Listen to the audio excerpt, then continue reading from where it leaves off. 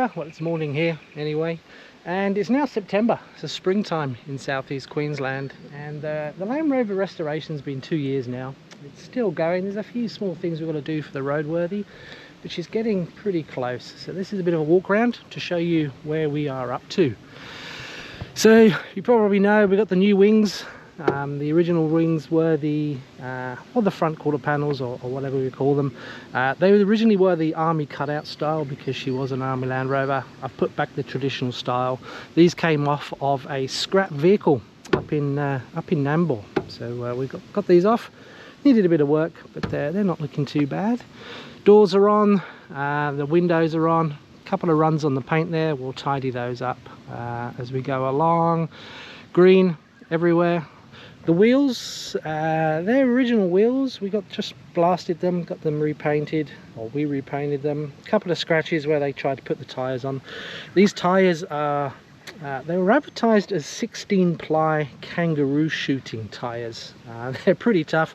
They also said they were slightly bulletproof, which I assume is if you're a bad shot or your mate shoots at your car, your tyres aren't going to deflate. So we've got some pretty big, chunky, tough tyres on there. And here we've also got some the new Brett part shock absorbers. They were installed. We've got a new fuel tank. The one on the other side could be rescued. The one this side couldn't be rescued, and the army had the two fuel tanks. The windows are in. There's a video up there somewhere to show you the windows. Actually been sent a few messages through YouTube. I've actually put these on the wrong way round. The seam should go on the inside, which makes sense. Someone can easily just pry that out, push in the window and get in the car. That's if you wanted to get into a classic Land Rover. You're not going to have a very fast getaway if you did get in there, but I won't change that now. I'm sick of windows and sick of building stuff. We've got the ladder. I love the ladder, so we restored that and rescued that one. Kept the old fuel, the jerry can holders, not very functional now. We've got the license plate in the way, so it could be a small jerry can, I guess, for that one. Kept the tow bar. The tow bar is pretty instrumental. If you look at the website, oh, there's the website address there. If you look at the website, you'll see that this Land Rover was in the Vietnam War. She had a pretty pivotal role with radar sets and everything else, and she would have had a trailer. That was the tow bar that pulled that trailer along. New tow ball, just to tidy that up. We've got another jerry can holder here. The spare wheel arm that we put on there now makes this pretty useless. I reckon you could get a 6-pack of Pepsi Max in there, so that's what we want to do. All the lights are new. These are the LED ones that came from Brit part. Up here I've also got a reverse light. That wouldn't have happened on here back in the day. Reverse lights there just to help it get through the roadworthy in Queensland. Started to put the roof bars on. These are from a Mazda van, but from Bosco's website. Super fast shipping, very happy with that. Just about fits in the shed with this without the bar on. So with the bar on, they don't fit in the shed. So I'll put the supports on. I think when I do a bit of weight in the back, I'm planning for a fridge, lithium batteries and everything else. That'll probably compress the suspension a bit more so the bars can get into the shed. But yeah, the plan is we'll have a roof rack or something up there, or actually thinking about a pop-up tent. There's some pretty quick pop-up ones for staying in a palatial retreat as we're driving around. Around this side, bit of orange peel on the paint. I'll tidy that up. There's also a run along here where I tripped over the air hose when I was spray painting it. Windows, yeah, they're in, ran the wrong way. I'll fix those up. I'll turn them around before we go anywhere. Doors back on. Slight problem with the doors and the Brit part door. Oh, sorry, these are Mud UK door cards. There's a video up there of how we installed them. It's not quite shutting the door, they're catching, so I've just got to shuffle, just move a few things around, so we'll do that one. The window, love the windows. We've also got a locking thing up here to make it super secure to lock the window in. And around another wing. These wing mirrors were never here on the when we received it. They were on here, but yeah, we filled the holes. We got that all nice, and we won't put them on there. I like that traditional look. Spare wheel is now on the bonnet. I've got another cover on there, and the engine. Don't judge me on the wiring. I've got to secure them, tidy them up before the roadworthy.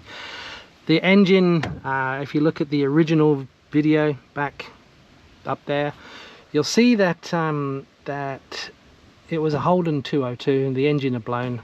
This engine, we rebuilt this from pretty much from scratch with spare parts that we found up on the Sunshine Coast, or we bought from some guy on the Sunshine Coast. Everything was rebored, everything was skimmed. We then rebuilt the whole engine, radiators new, the fuel canister, that came from the UK on eBay.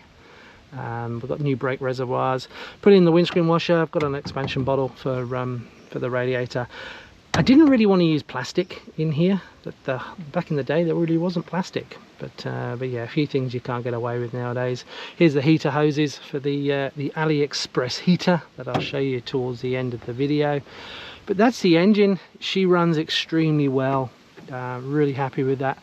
Only issue I've really had was the distributor, the rotor arm, the metal tip or the metal connector came off, which caused a bit of a confusion because I wasn't expecting that to happen. So yeah, dodgy, made cheaply part, I suppose. But that's the engine. She's running really well. To be honest, she's better than the engine on my main Mazda. She just starts probably first time every time I've touched it, which is great. Carburetor's new. It's a Weber carburetor, and yeah, this wouldn't have been like this. I think this was a metal pipe in the past. Can't find those for a reasonable price, so we've got a bendy plastic one. But that's the engine. Bit of work. This took probably 6 months to get the engine built. There's a bit of a fuel leak where I've done the heating, I've just seen, so we'll tidy that up before we do the roadworthy. But apart from that, everything's in, everything runs. And there was a test drive video up there somewhere, and that shows how she is performing. She runs really well, so no, super happy with the engine. Inside we have got the fixed seat belts. This car, 1960, was before the Australian design rules.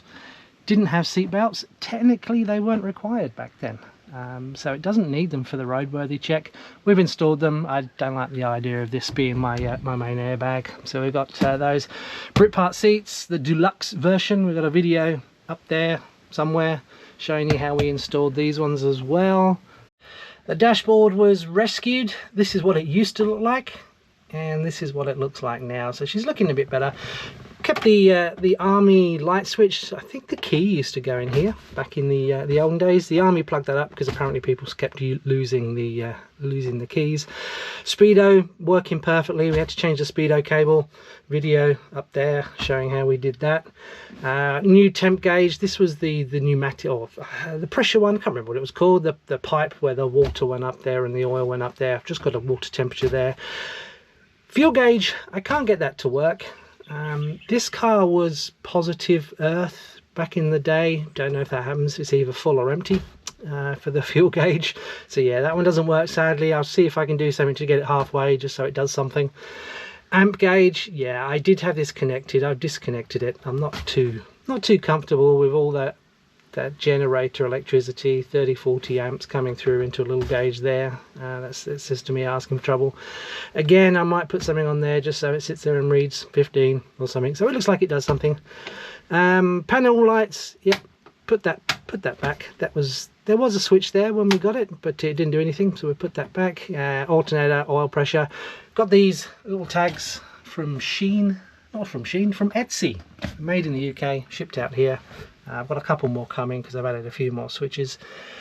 On this side we have got the key, which is yeah, that's a me edition. We've got a master switch as well, so you turn the key and then a solenoid turns on, which turns everything on. Without the solenoid on, nothing works, which is a me edition. I was having to play with that. Did install an engine fan. Whether I need it, it's pretty hot here in Australia. Don't know if we need it or not, but we put one on there. I've got a couple of lights as well, just in the back that we'll play with. Windscreen wipers. There's a video very early on that the windscreen motor was over there with the snake wire coming through. I've changed it to individual Lucas motors, back to the way it would have been. To be honest with you, they're pretty useless. I don't know how we'll go with the roadworthy. Yeah, I was hoping for a bit more than sort of 60-degree white, but I don't know. I'll take it apart, see how the cogs work anyway on there. Also got a windscreen washer. This is a new addition. Probably needed for the roadworthy. Never had it in there. I don't think there's a requirement for one, but I like the idea of everyone. I've got another windscreen wiper arm coming for this side, just to do that one. The indicators, I've added a audio. It's going to be pretty noisy in here when you're driving, so we've got a beeping. Very, very annoying. I'll probably end up taking it off or breaking it, but it might be handy as we're driving along on there as well. Hazard warning lights do the same. You're sitting beside the road, broken down, fed up. That's probably the last thing you want to hear. But anyway, we've got that one on there just to pass the roadworthy. We've got a volt gauge and the replacement fuel gauge as well. Because we've got two switches, the left tank is completely empty. I know that it is working because I've put some power through there, and the right one that's got fuel at the moment. It's got a USB charger in there. Didn't know it had a digital gauge. Don't really like it. It's not really period, but anyway, I might stick a bit of blue tack over that or something. But at least I can charge my phone as going along. And this is my crowning glory. I've been looking for heating everywhere, so I'm saving the best for last. Been looking for heating everywhere. Smith's heaters were the original ones. Can't really find decent looking ones at the moment. New reconditioned or new looking are an absolute fortune. So I found this on AliExpress. Very similar concept. Plumbed in through the coolant system into this box. A few fans and a few of these hoses. And we've got air coming through. $70, AliExpress. We'll see if it works, but there's some form of heating anyway, which I'm pretty impressed with, and it hasn't caught fire yet. For $70, AliExpress. Visit the website, www.thelandyrover.com. there's a whole page on how proud I am of this one as well. So that is the interior. I've just got the controller there for the winch at the front, the obligatory fire extinguisher that I'm going to have for quite a while, and that's pretty much the inside. I've just got the insulation on the roof. I don't know what I'm going to do here. I'll look around the internet, see what people can suggest for that one. So I've got to fix these doors shutting. The door cards are catching, which is stopping the door from shutting. It is catching, but yeah, it's not exactly waterproof for that one. So after 2 years, when she went from looking like this to this, and now she's looking like this. Pretty close to the roadworthy. Couple of things to do. The brakes still spongy. I think I've got a bit of a brake leak in one of the lines that I replaced, so I'll fix that up. I think one of the cylinders is not quite tight enough as well, so I re-bleed the whole system. There's a video up there of how I did bleed it. I did a reverse bleed. I didn't do the pumping on the pedal because that was very annoying and didn't do anything. Underneath, I found as I was doing the brakes a couple of weeks ago, the prop shaft, brand new prop shaft at the back, or drive shaft, the rubber boot on there has split, which, considering I've done probably 50 kilometers, is not good. Perhaps I did it wrong. Perhaps it was just a cheap part. I don't know. But anyway, that's the Land Rover so far. We've even got covers at the back with our website, www.thelandyrover.com. Check it out. There's a few photos on there, and when we start hitting the road, we'll put some trip reports on there and some of the fun adventures we get to do in this 65-year-old girl. Looking forward to getting on the road. As I said, brakes, doors, drive shaft, and I think she's pretty much ready. So super exciting to get this old girl going again. If you find these videos useful, please do hit subscribe. I'm going to do a video on the drive shaft because there isn't one on the internet for that. And yeah, bleeding the brakes, I hate that horrible job. But anyway, if you find the videos useful, do hit subscribe. Do hit like if you do like them. If you don't like them, don't hit like. But thank you very much for watching, and we'll see you again, hopefully, when we're driving down the road to get the roadworthy inspection done.